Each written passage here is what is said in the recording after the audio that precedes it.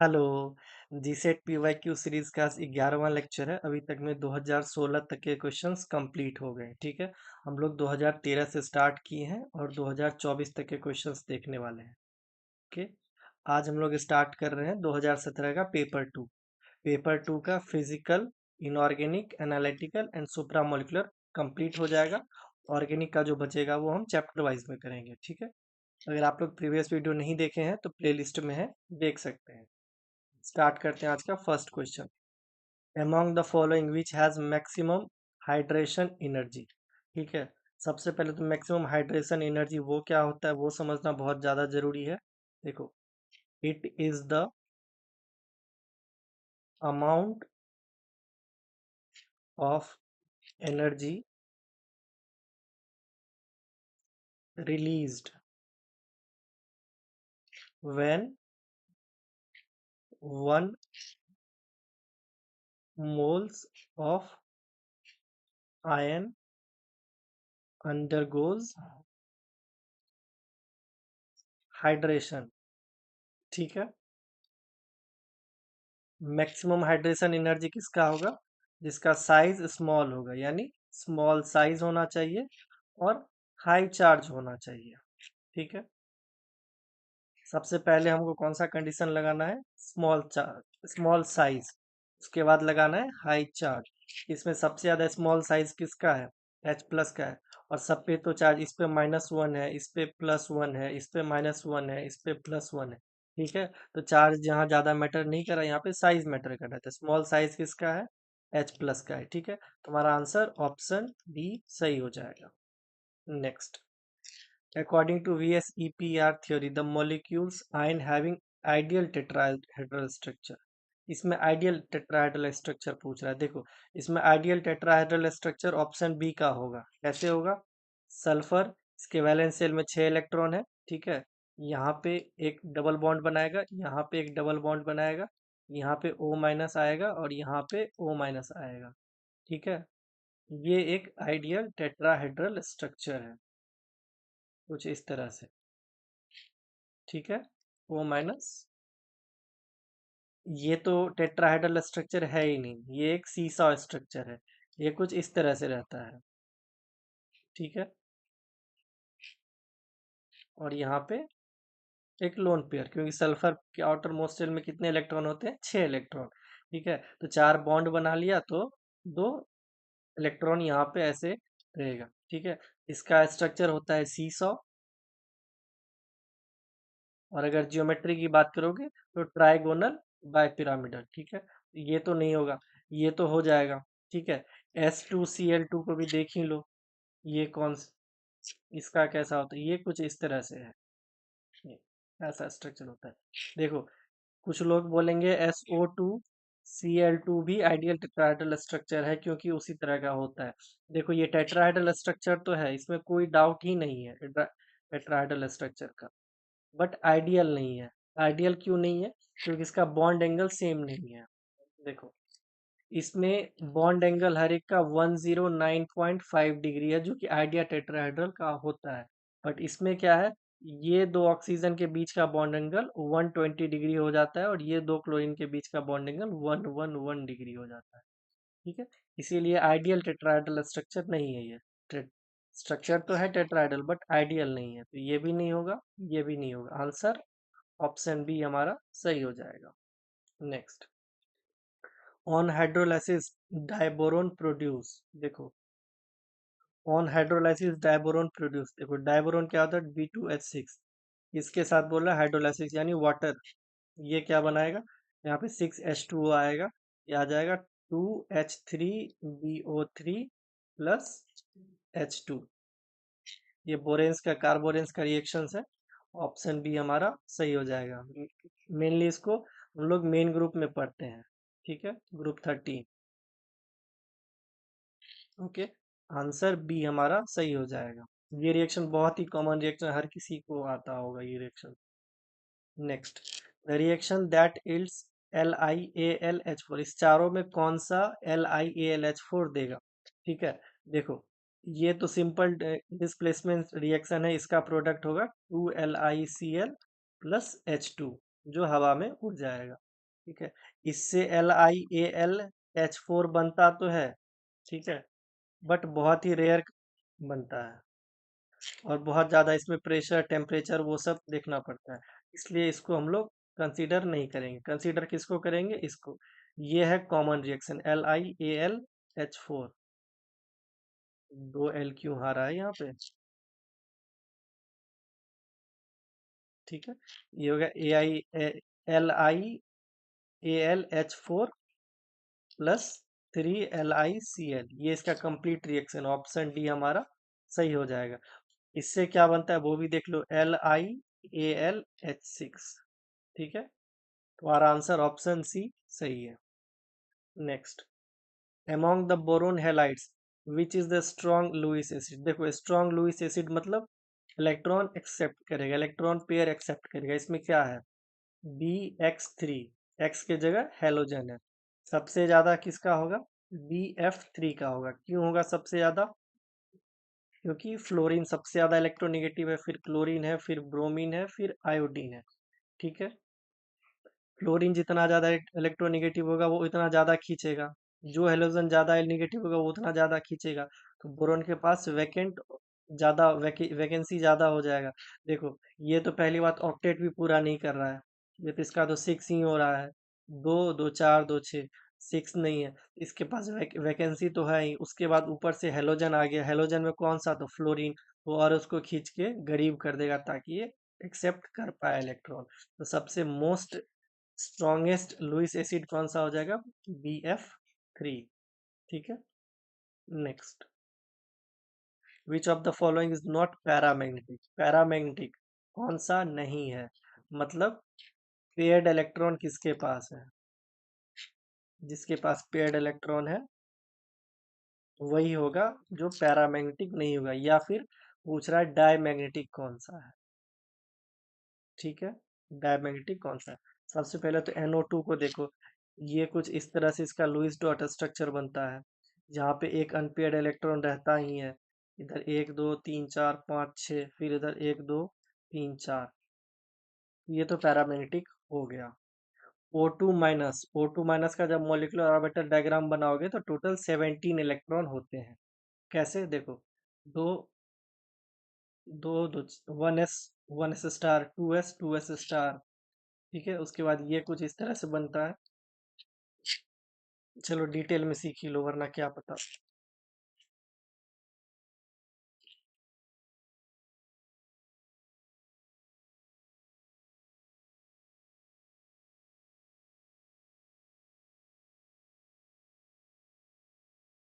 ठीक है, देखो, ये 1s है, ये 2s है, ये 2p है, किसका? ऑक्सीजन का। इधर 1s है, इधर 2s है, इधर 2p है, किसका? ऑक्सीजन का। ठीक है, एक ऑक्सीजन में कितना? तो 8। दो ऑक्सीजन में कितना? तो 16। एक माइनस चार्ज है तो यानी एक 17। हो गया टोटल 17। अब इसमें 17 इलेक्ट्रॉन फिल करो। देखो, 1 2 3 4 5 6 7 8 9 10 11 12 13 14 15 16 17, एक अनपेड इलेक्ट्रॉन आ गया, तो ये भी पैरामैग्नेटिक ही है। ठीक है, ClO2 ये भी पैरामैग्नेटिक है, क्योंकि इसके पास भी अनपेड इलेक्ट्रॉन है प्रेजेंट। कहाँ है प्रेजेंट? देख लो, ये कुछ इस तरह से बनता है इसका स्ट्रक्चर, इधर ऑक्सीजन, इधर ऑक्सीजन। यहाँ पे 1 2 3 4 5 6, इधर भी 1 2 3 4 5 6। यहाँ पे क्या हो जाएगा? 1 2, इधर एक। ठीक है, इसके पास भी एक अनपेयर इलेक्ट्रॉन है, तो ये भी हमारा पैरामैग्नेटिक है। अब बच गया कौन? जो बच गया वही आंसर है। इसमें सारे के सारे पेयर्ड इलेक्ट्रॉन है, मतलब आंसर हमारा यही है। ठीक है, इसका स्ट्रक्चर कैसा होता है? यहाँ पे ऑक्सीजन सेंटर में, इधर क्लोरीन, इधर क्लोरीन। ठीक है, इसके बाद इधर double bond O, double bond O, double bond O, इधर double bond O, double bond O, double bond O।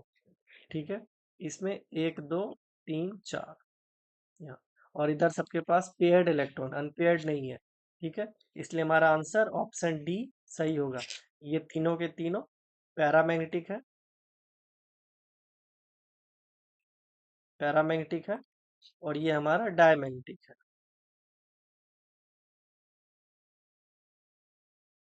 ठीक है। Next, Jahn Teller effect affect the geometry. देखो जॉन टेलर इफेक्ट मतलब क्या होता है, जैसे डी ऑर्बिटल 1 2 3 4 5, ये स्प्लिट होता है ईजी और T2G में। ठीक है, अगर ईजी या T2G में अनसिमेट्री है तो वो जॉन टेलर इफेक्ट वो उस ज्योमेट्री को इफेक्ट करेगा।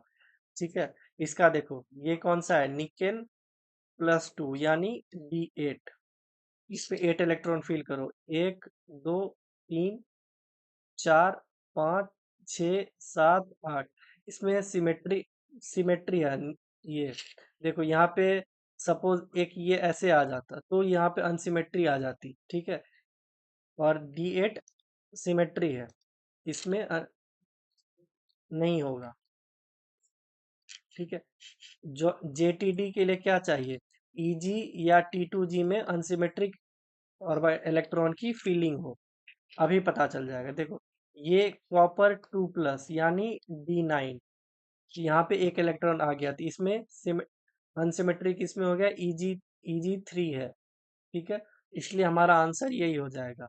अब इसको देख लो, ये Mn2+ यानी D5, देखो 1 2 3 4 5, 1 2 1 2 3, 1 2 3 4 5, इसमें EG में 2 है और T2G में 3 है, ये बिल्कुल सिमेट्रिक फीलिंग है इलेक्ट्रॉन की। इसमें भी डिस्टॉर्शन नहीं आएगा, इसमें भी नहीं आएगा। ठीक है, अब ये पूछोगे किस किस में ये JTD हो सकता है, तो पहली बात EG1 में हो सकता है, EG3 में हो सकता है सबसे ज्यादा, उसके बाद T2G1 हो सकता है, T2G2 हो सकता है, फिर T2G3 नहीं होगा क्योंकि T2G3 फिर होगा सिमेट्रिक, फिर T2G4 हो जाएगा, कौन सा, लो स्पिन। हाई स्पिन में भी होगा बट लो स्पिन, क्योंकि हाई स्पिन होगा, देखो 1 2 3 4 5, 1 2 3 4, ये है T2G लो स्पिन, तो T2G में अनसिमेट्री है। सपोज ये अगर हाई स्पिन हम कर दें यहाँ पे, तो एक इलेक्ट्रॉन इधर ऊपर चला जाएगा, तो यहाँ पे EG1 में अनसिमेट्री आ गई। T2G4 लो स्पिन हो या हाई स्पिन हो उसमें आएगा, फिर T2G5 में नहीं आएगा, अभी यहाँ देख चुके हैं। ठीक है, उसी तरह बारी बारी से ड्रॉ करके देख सकते हो किसमें अनसिमेट्रिक फीलिंग है, जिसमें अनसिमेट्रिक फीलिंग है वो JTD शो करेगा। इसका आंसर ऑप्शन बी हमारा सही है। In radioactive decay which of the following move the faster. देखो अगर फास्टर मूव की बात करोगे, वो सबसे ज्यादा गामा होता है, फिर बीटा होता है, फिर अल्फा होता है, सबसे ज्यादा फास्ट मूव करने के बाद। दूसरी बात, इस पे एक और क्वेश्चन आ सकता है, मोस्ट आयोनाइज्ड, कौन सबसे पहले आयोनाइज्ड करेगा, उसके लिए हो जाएगा सबसे पहले अल्फा, फिर बीटा, फिर गामा। ठीक है, ये दोनों याद कर लो, काफी इंपॉर्टेंट है। ये होगा स्पीड, फास्टर कौन सा है, ये फास्टर का रेट है और ये आयनाइज्ड का रेट है। ठीक है, तो हमारे पास पूछ रहा है कौन सा सबसे ज्यादा मूव करेगा फास्ट, तो गामा रे। ठीक है, next, the highest occupied molecular orbital in N2 and O2 respectively are, take x axis as internuclear axis. ठीक है, ये तो नॉर्मल कंडीशन है। यहाँ पे हमसे क्या पूछ रहा है, MOT पूछ रहा है, नहीं, हमसे ये पूछ रहा है एमओ डायग्राम ड्रॉ करने आता है या नहीं। क्यों, क्योंकि एमओ डायग्राम दो तरह का होता है, लेस देन 14 के लिए अलग आता है और ग्रेटर देन 14 के लिए अलग आता है, लेस देन इक्वल्स टू 14 के लिए अलग आता है। ठीक है, देखो N2 कितना है, 14 है, O2 कितना है, 16 है, तो इसका अलग बनेगा, इसका अलग बनेगा। कैसे बनेगा अलग वो देख लो। सबसे पहले तो 1s 2s 2p, फिर इधर भी 2p 2s 1s, ये किसके लिए बना रहे हैं हम, नाइट्रोजन के लिए। इधर ऑक्सीजन के लिए बनाओ, देखो 2p इधर आएगा, 2s 2s 1s 1s, ये किसके लिए बना रहे हैं, ऑक्सीजन के लिए। ठीक है, ऑक्सीजन तक तो नॉर्मल रहता है, देखो ये नॉर्मल कंडीशन है 1s का, 1s 2s में कोई चेंज नहीं आता, चेंज कहाँ आता है, p में। इसमें क्या होता है, पहले सिग्मा बनेगा, सॉरी पहले सिग्मा बनेगा,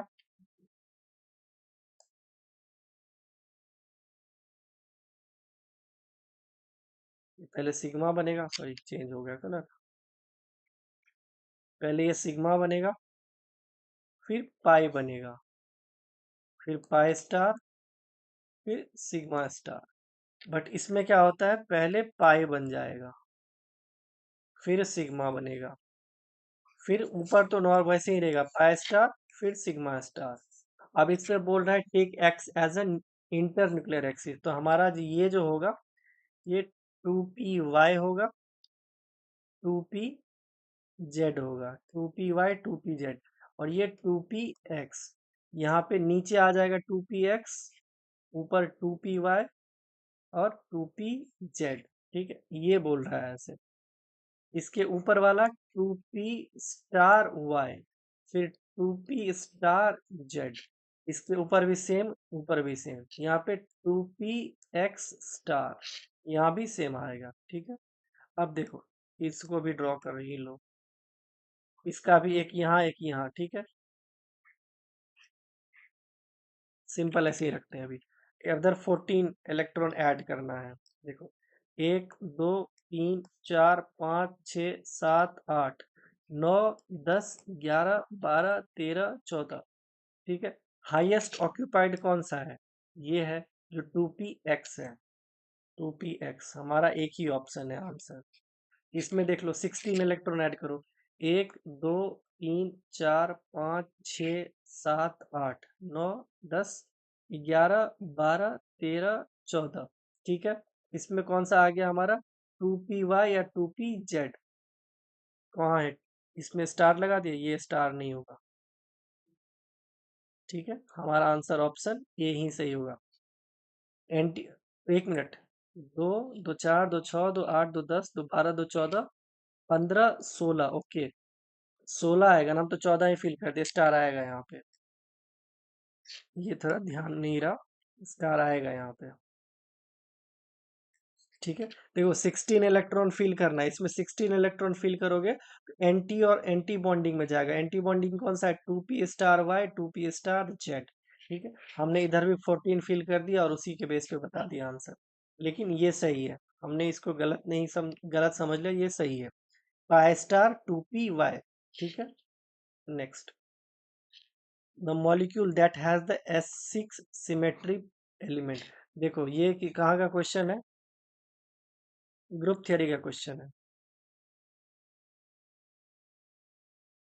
ठीक है, सबका पहले पॉइंट ग्रुप निकाल, इसका पॉइंट ग्रुप आता है D2H, इसका आएगा टेट्राहेड्रल। ठीक है, इसका आएगा D5H, इसका आएगा ऑक्टाहेड्रल। इसमें S6 सिमेट्री किसमें, इसमें भी नहीं है, इसमें भी नहीं है, इसमें भी नहीं है, सिर्फ इसमें होता है S6 सिमेट्री। इसमें कौन कौन सा सिमेट्री होता है वो देख लो। सबसे इन्वर्जन सेंटर तो होगा ही, उसके बाद मल्टीपल सेंटर ऑफ सिमेट्री होता है, लाइक C2 C3 C4, फिर इम्प्रॉपर एक्सिस होता है S6, उसके बाद ये प्लेन भी होता है सिग्मा प्लेन। वन कितना होता है वो भी नहीं बता रहे हैं, बट इतना होता है। ठीक है, ये पॉइंट ग्रुप कैसे निकाला जाएगा यहाँ पे मैंने ऐड नहीं किया, इसी लेक्चर में आगे ऐड किया गया है एक क्वेश्चन में, वहाँ पे पॉइंट ग्रुप निकाला गया है, तो डिटेल्स में निकाले हैं, तो वहीं पे हम वो पॉइंट ग्रुप बता देंगे जो किसका कैसे निकालते हैं। ठीक है, अभी के लिए बस इतना ध्यान रखो, SF6 का पॉइंट ग्रुप ऑक्टाहेड्रल होता है जिसमें S6 सिमेट्री होती है, PH5 का D5H होता है, और ये CH4 कम टेट्राहेड्रल होता है, और B2H6 का पॉइंट ग्रुप T2H होता है। ठीक है, आगे अभी हम इसी में करेंगे, इसी लेक्चर में। Next, the solubility product are listed below for some calcium compounds। CaSO4 का दिया गया है, CaCO3 का दिया गया है, CaOH होल 2 का दिया गया है। ठीक है, यहाँ तक CaCl2 का दिया गया है। क्या पूछ रहा है, choose the reagent from the option below for complete precipitation of calcium during gravimetric analysis of Ca2+। ठीक है, देखो इसमें सबसे पहले ये देखो, सबसे लीस्ट अमाउंट किसका है, सबसे लीस्ट अमाउंट दिखेगा आपको CaCO3 का है। सबसे लीस्ट अमाउंट कितना है, 10⁻⁻9, इसका है 10⁻⁻3, इसका है 10⁻⁻6, और इसका है 10⁻⁻5। जो सबसे कम है वही कंप्लीट प्रेसिपिटेशन देगा ग्रेविमेट्रिक एनालिसिस का। ठीक है, ये हो जाएगा हमारा CO3 वाला कौन सा है? ये तो नहीं है, ये है, ये भी नहीं है, ये भी नहीं है। तुम्हारा आंसर ऑप्शन बी, यहीं से तुम डायरेक्ट लिख सकते हो। ठीक है, यानी तो अगर प्रॉपर फॉर्मेट में जाना है तो एक दो चार लाइन लिख लो, तो आत्मा को भी संतुष्टि मिल जाएगी।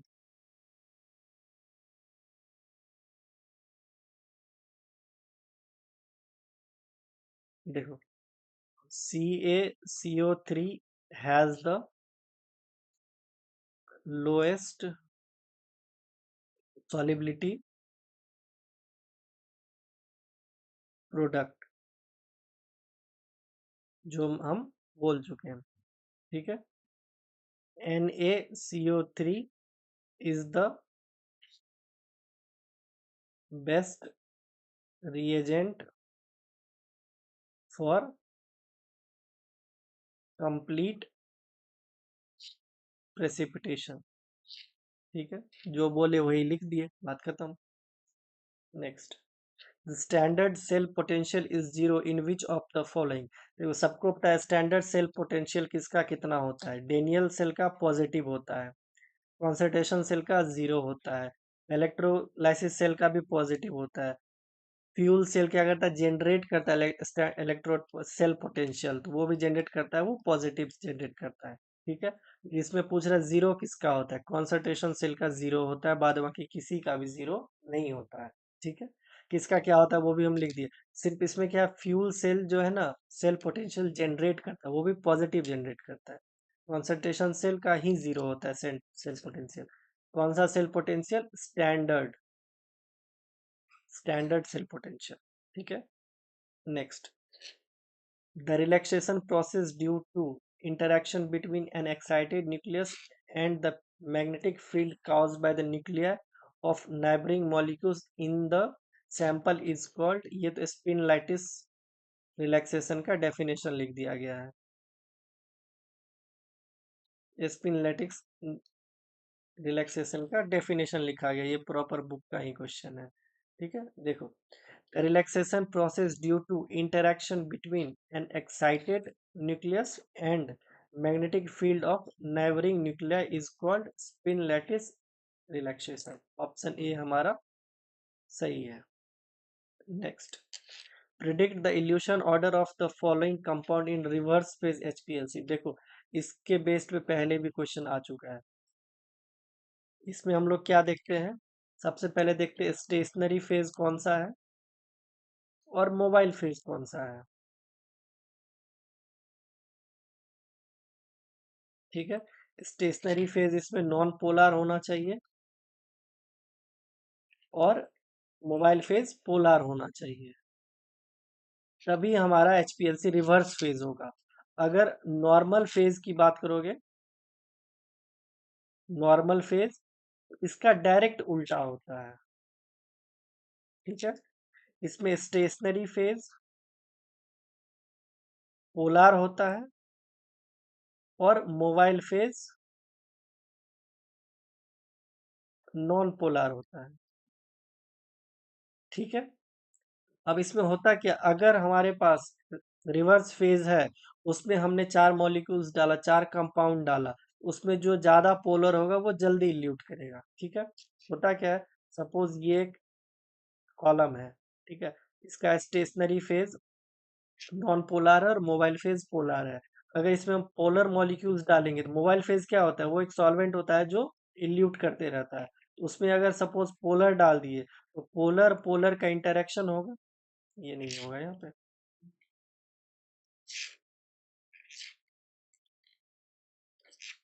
पोलर पोलर का इंटरेक्शन होगा, मोबाइल फेज का पोलर और कंपाउंड पोलर, तो पोलर पोलर का इंटरेक्शन होगा तो वो जल्दी इल्यूट करेगा।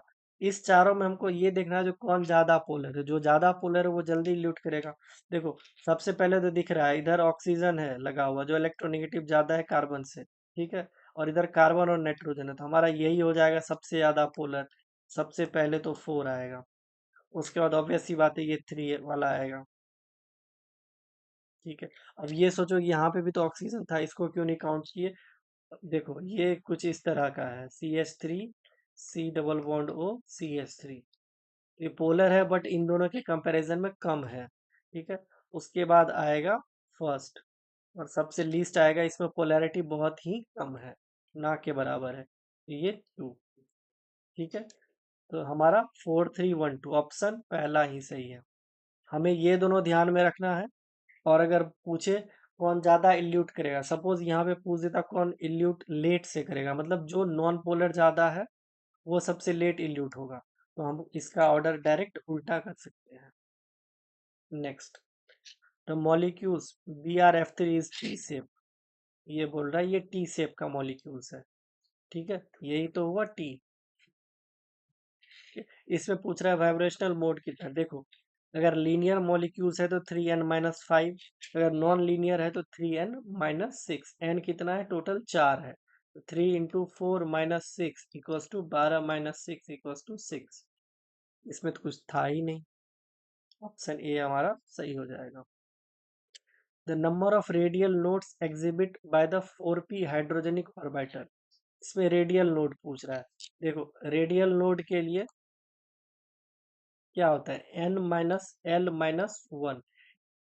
ठीक है, n क्या है हमारा? Principal quantum number. l क्या है हमारा? एजीमिथुअल क्वांटम नंबर। इसमें प्रिंसिपल क्वांटम नंबर हमारा 4 है।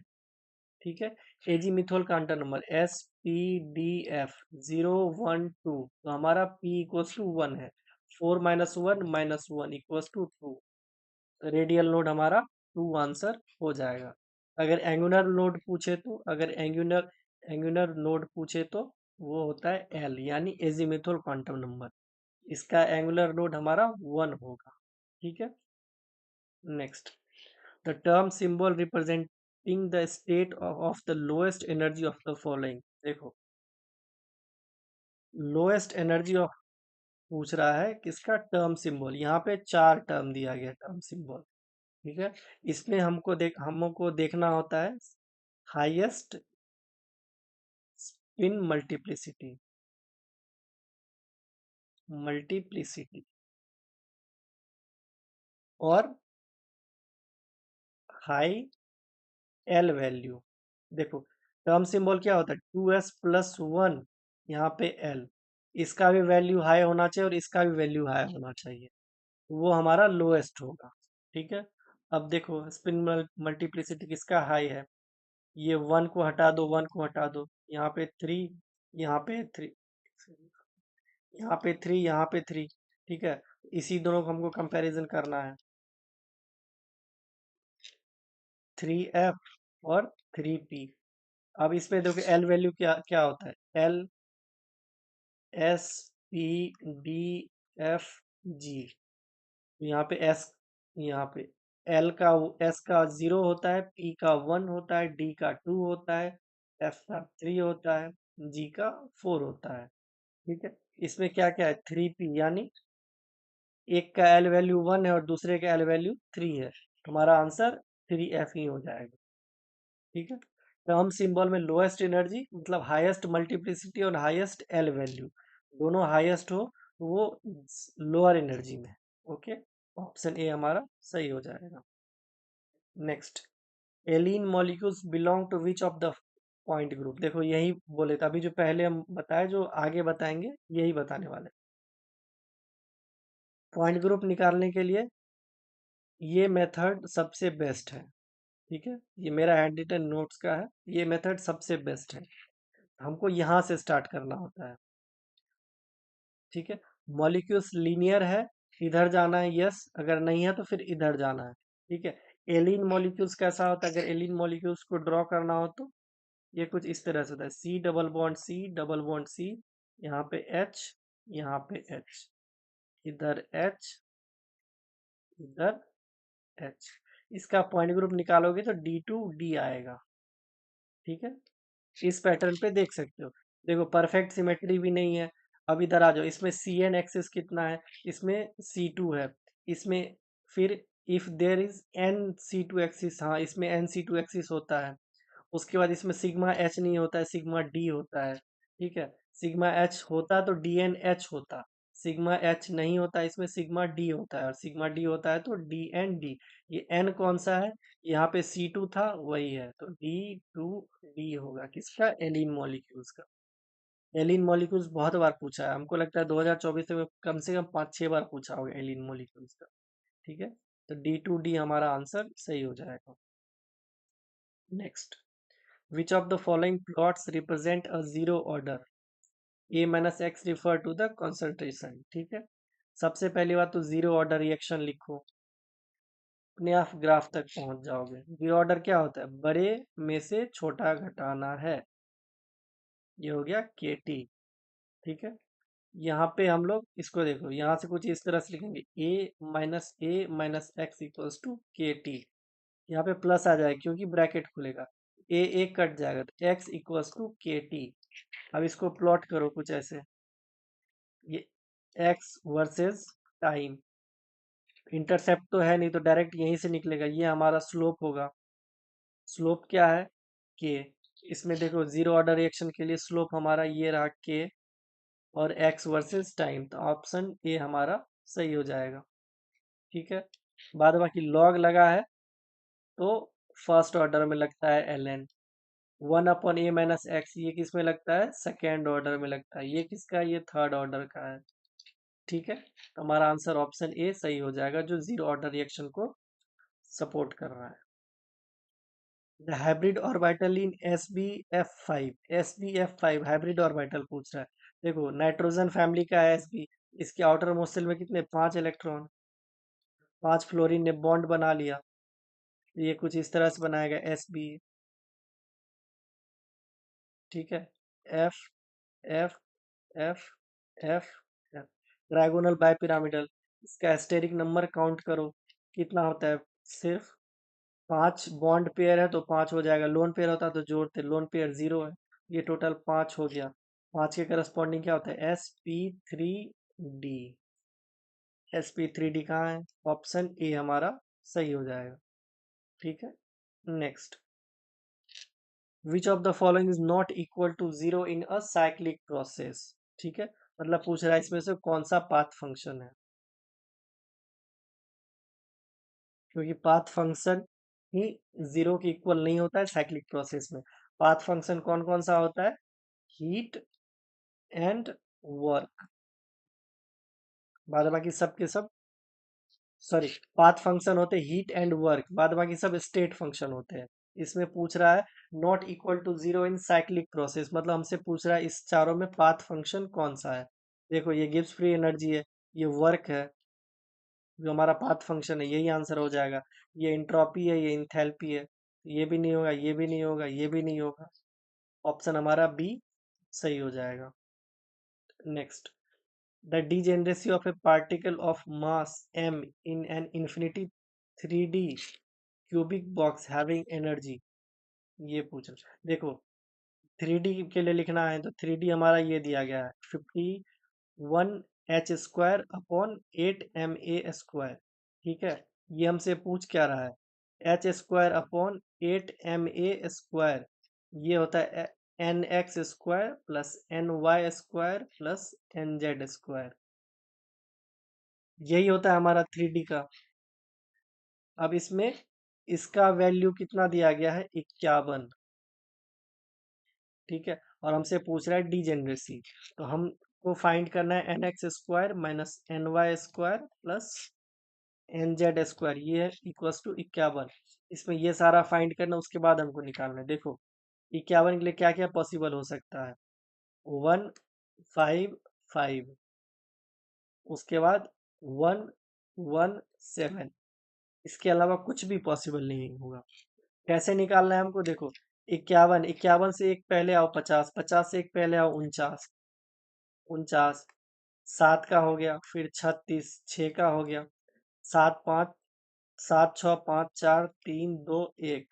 ठीक है, 3 2 फिर 1, इसका 25, इसका 16, इसका 9, इसका 4, इसका 1।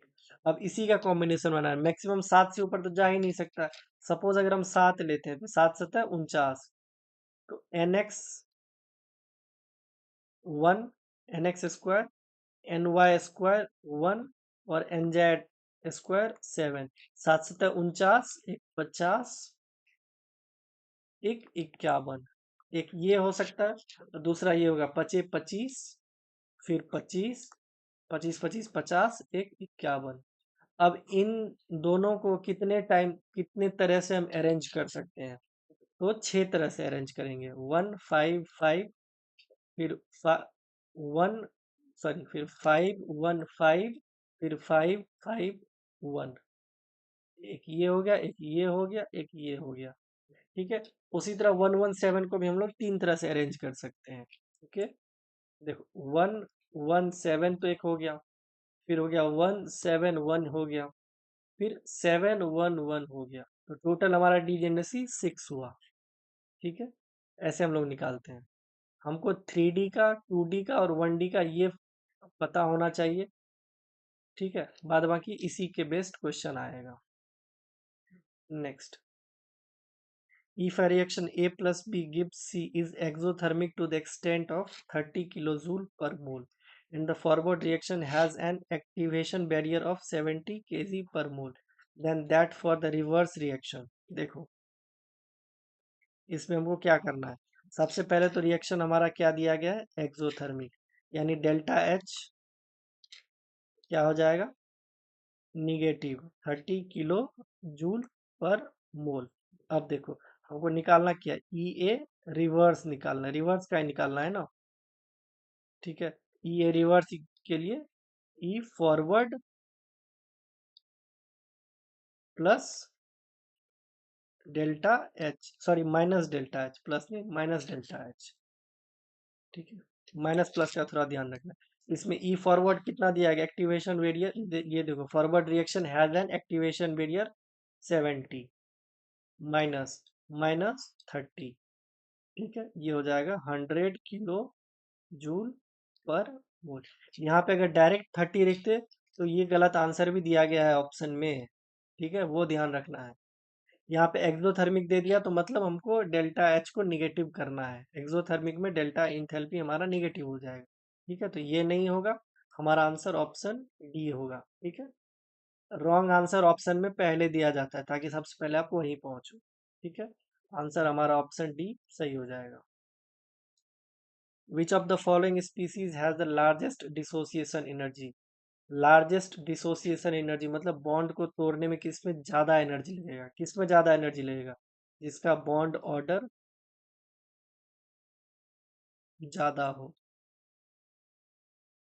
सबसे ज्यादा बॉन्ड ऑर्डर इसमें किसका है? Cn माइनस का। कैसे है Cn माइनस का सबसे ज्यादा? देखो, कार्बन का हो गया 6, नाइट्रोजन का हो गया 7 प्लस 1, तो टोटल हो गया 14। अभी देखे हैं N2 का बॉन्ड ऑर्डर कितना था? 3। उसी तरह Cn का भी बॉन्ड ऑर्डर 3 आएगा। मॉलिक्यूलर ऑर्बिटल डायग्राम ड्रॉ करोगे ना? ठीक है, यहाँ से 1 2 3 4 5 6 7 8 9 10 11 12 13 14, ये रहा बॉन्ड ऑर्डर 3। बॉन्ड ऑर्डर तो निकालना आता ही होगा, इतना तो मॉलिक्यूलर ऑर्बिटल डायग्राम तो नहीं समझाने बैठ सकते हैं। सिर्फ इतना देखो, लार्जेस्ट डिसोसिएशन एनर्जी किसका होगा? जिसका बॉन्ड ऑर्डर ज्यादा होगा और जिसपे चार्ज होगा। इस पे इसका बॉन्ड ऑर्डर 2.5 आएगा, इसका भी बॉन्ड ऑर्डर निकाल लेना 3 से कम ही आएगा, इसका भी बॉन्ड ऑर्डर 2 के आसपास आएगा। ठीक है, सबसे ज्यादा बॉन्ड ऑर्डर आएगा सी का, जिसका बॉन्ड ऑर्डर ज्यादा उसका लार्जेस्ट डिसोसिएशन एनर्जी। ठीक है, ऑप्शन सी हमारा सही हो जाएगा। Next, for the equilibrium Fe plus H2O gives FeO plus H2, what are the number of components, phase and degree of freedom? देखो, नंबर ऑफ कंपोनेंट्स के लिए इंडिविजुअल कितना है? 1 2 3 4। नंबर ऑफ केमिकल रिएक्शन कितना है? 1, तो ये हो जाएगा 3। या तो ऐसे कर लो, नहीं तो देखो Fe और FeO एक सॉलिड फेज में है, उसको एक कंपोनेंट मानेंगे, और H2O गैस और H2O को अलग अलग कंपोनेंट मानेंगे। वैसे कर सकते हो या फिर ऐसे कर सकते हो। नंबर ऑफ कंपोनेंट्स हमारा 3 हो जाएगा। ठीक है, नंबर ऑफ फेज की बात करोगे, Fe एक अलग फेज में है और FeO अलग फेज में है। ठीक है, और H2O एंड H2 जो कि गैस फॉर्म है, इसको हम लोग एक फेज में मानते हैं। ठीक है, तो टोटल फेज भी हमारा 3 है, कंपोनेंट भी हमारा 3 है, 3 3 यहीं पे मिल गया हमको ऑप्शन डी में। ठीक है, वैसे अगर डिग्री ऑफ फ्रीडम की बात करोगे तो वो भी देख लो। डिग्री ऑफ फ्रीडम का फॉर्मूला क्या होता है? डिग्री ऑफ फॉर्मूला फ्रीडम का फॉर्मूला होता है C - P+2। सी कितना है? 3 -3 + 2, ये हो जाएगा 2। सिंपल। डिग्री ऑफ फ्रीडम का फॉर्मूला होता है number of components minus number of phase +2। ठीक है, 3 3 2 हमारा आंसर हो जाएगा। ये फॉर्मूला याद रख लेना, मैंने शॉर्ट में बस लिख दिया। Next, which of the following is state function and also an extensive property? ठीक है, स्टेट फंक्शन कौन कौन से और एक्सटेंसिव प्रॉपर्टी देखो। ये रहा स्टेट, कौन सा एक्सटेंसिव प्रॉपर्टीज है, कौन सा इंटेंसिव है। अभी हम एक्सटेंसिव देखते हैं। ठीक है, क्योंकि क्वेश्चन में एक्सटेंसिव प्रॉपर्टी दिया गया, ये भी पीडीएफ पे मिल जाएगा आप लोग को, तो वहां भी पढ़ सकते हो। एक्सटेंसिव प्रॉपर्टी बोलते हैं the properties which depend upon the amount of substance. ठीक है, जो अमाउंट ऑफ सब्सटेंस पे डिपेंड करता है। या फिर ऐसे देख सकते हो, सपोज एक बक्सा है, इसमें कुछ है, इसको हम लोग दो पार्ट में डिवाइड करते हैं, 50% 50%। इस डब्बा का जो प्रॉपर्टीज है वो प्रॉपर्टीज इसमें भी होना चाहिए और इसमें भी होना चाहिए, वो हमारा इंटेंसिव प्रॉपर्टीज है। अगर ये चेंज हो गया तो एक्सटेंसिव है। एग्जाम्पल देखना है तो देख लो, सपोज इसमें दूध है। ठीक है, इसमें दूध है जो 100 डिग्री सेल्सियस पे गर्म किया गया है, उतना ही। उसको अगर डिवाइड करेंगे तो ऐसा थोड़ी कि इसमें इसका टेम्परेचर कम हो जाएगा, इसका ज़्यादा हो जाएगा। इसको डिवाइड करेंगे तो इसका भी टेम्परेचर 100 डिग्री सेल्सियस ही होगा, इसका भी 100 डिग्री ही होगा। तो हमारा टेम्परेचर एक इंटेंसिव प्रॉपर्टीज है। ठीक है, ये रहा intensive properties. Molar heat capacity देखो, ये रहा मोलर हीट कैपेसिटी, ये भी हमारा इंटेंसिव प्रॉपर्टीज है। प्रेशर प्रेशर भी हमारा इंटेंसिव प्रॉपर्टीज है। ये रहा, तो कौन सा बच गया? इंटरनल एनर्जी, यही हमारा एक्सटेंसिव प्रॉपर्टीज हो जाएगा। ये देखो इंटेंसिव प्रॉपर्टीज। और स्टेट फंक्शन भी है। स्टेट फंक्शन कौन कौन सा है वो याद रखने से अच्छा है ये याद रखो पाथ फंक्शन कौन सा है। पाथ फंक्शन होता है हमारा हीट एंड वर्क, ये दोनों हमारा पाथ फंक्शन। इसके अलावा जो भी मिले वो स्टेट फंक्शन है। स्टेट फंक्शन क्या होता है? जो स्टेट पे डिपेंड करे, इनिशियल और फाइनल पे डिपेंड करे। और पाथ फंक्शन क्या होता है? वो अलोंग द पाथ पे डिपेंड करे। हीट एंड वर्क पूरे पाथ पे डिपेंड करता है, और स्टेट फंक्शन क्या होता है? इनिशियल एंड फाइनल, इसी दोनों स्टेट पे डिपेंड करता है। ठीक है, हमारा आंसर ऑप्शन ए सही हो जाएगा। Next, the Miller indices of the shape plane shown. Miller indices पूछ रहा है किसमें? इसका ये है, ये प्लेन। ठीक है, इसका पूछ रहा है, इसमें इसको सेंटर मानते हैं। इससे एक्स की तरफ चलोगे, इसको हम एक 1 यूनिट मान लेते हैं, एक्स का यूनिट 1। वाई की तरफ चलोगे तो वाई की तरफ प्लेन मिल गया 1 यूनिट पे। जेड की तरफ ऊपर चलोगे तो कहीं प्लेन नहीं मिलेगा। ठीक है, ये बीच से जा रहा है। ठीक है, ये कहीं प्लेन नहीं मिलेगा, ये मतलब इन्फिनिटी। अब इसका इनवर्स करोगे तो वही हमारा मिलर इंडाइस निकल जाएगा, ये इन्फिनिटी है। ठीक है, 1/इन्फिनिटी। ये हो जाएगा 1, ये हो जाएगा 1, ये हो जाएगा 0। 1 1 0, हमारा ऑप्शन डी सही हो जाएगा।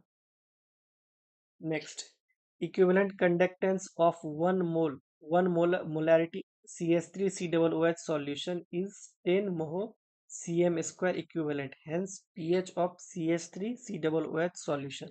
ठीक है, देखो CH3COOH के इन्फिनिटी डाइल्यूशन हमारा 200 होता है। ये शायद आप लोग को पता होगा, नहीं पता होगा तो याद रख लो। ठीक है, सबसे पहले degree of dissociation alpha equals to lambda upon lambda naught निकालो।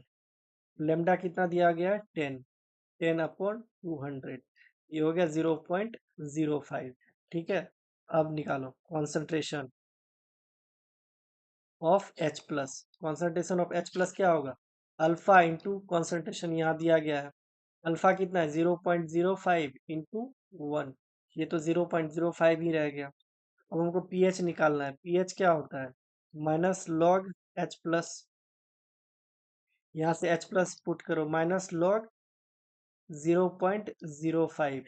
इसको सॉल्व करोगे तो 1.3 के आसपास हमारा आंसर आएगा, जो कि ऑप्शन बी सही है। ठीक है, next. In an angular part of hydrogenic orbital is described by sin square theta sin 2 phi. It represent which of the following orbital? ठीक है, देखो, angular function corresponds to the real form of one of the orbitals. ठीक है, the spherical harmonic for d orbitals have angular part expressed in the terms of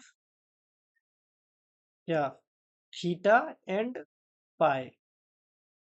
ठीक है, D Y Z कैसे express होता है? Sine theta, cos theta and ये sign phi. ठीक है, डी जेड स्क्वायर कैसे होता है? 3 cos square theta minus 1। D X Y कैसे होता है? Sine square theta sine phi. ठीक है, यही दिया गया है डी एक्स वाई। ठीक है, ये याद रख लो। D x square minus y square कैसे होता है? Sine square theta cos 2 phi. ठीक है, ये याद रख लो, इंपॉर्टेंट है। ऑप्शन सी हमारा सही है। Next, if E naught Cu2 plus Cu equals to 0.34 volt and E naught Ag plus Ag 0.80 volt, what is the EMF of the cell Cu2 plus? इसका भी कॉन्संट्रेशन दिया गया, और Ag से Ag plus Ag इसका भी concentration दिया गया। देखो ये कहाँ से निकलेगा हमारा? E equals to E naught cell minus 0.0591 upon n log Q। log Q क्या होता है हमारा? Oxidation half upon reduction half. इसमें ऑक्सीडेशन हाफ हमारा क्या है? Cu प्लस है, और रिडक्शन हाफ में हमारा हो जाएगा Cu2 प्लस है और Ag प्लस का स्क्वायर।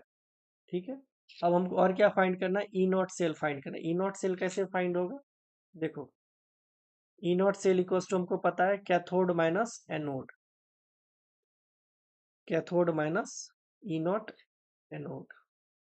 यहाँ पे भी ई कैथोड लिखो, यहाँ पे ई एनोड लिखो।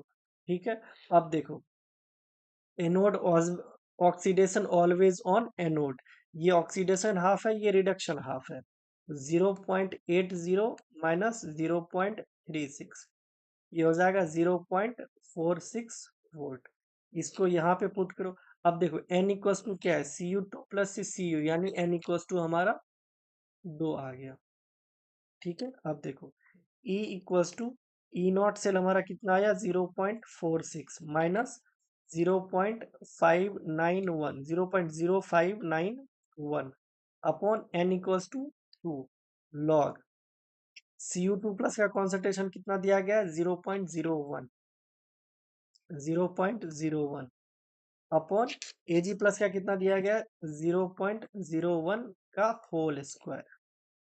इसको सॉल्व करोगे तो ई का वैल्यू निकल के आ जाएगा। चेक कर लेना, ऑप्शन ए हमारा सही है। ठीक है, इतना जोर घटाओ गुना आप तो कर ही लोगे।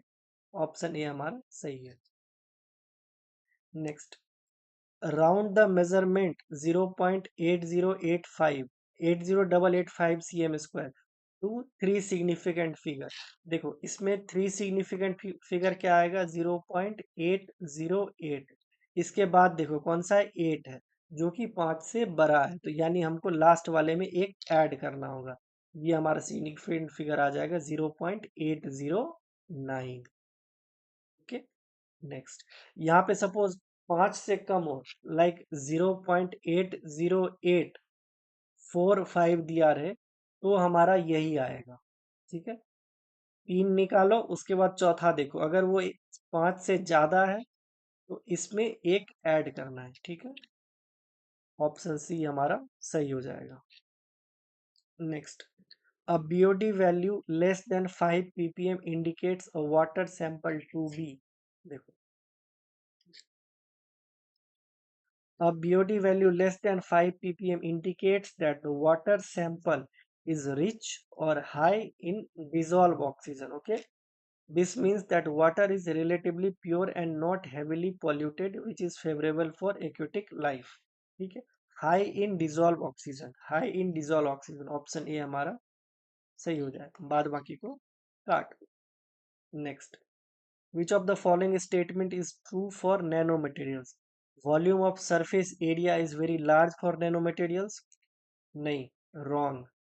For nanomaterials, surface area to volume ratio is very large, not volume to surface area. Okay, तो ये स्टेटमेंट चेक कर लेना, ये सही स्टेटमेंट लिखा है।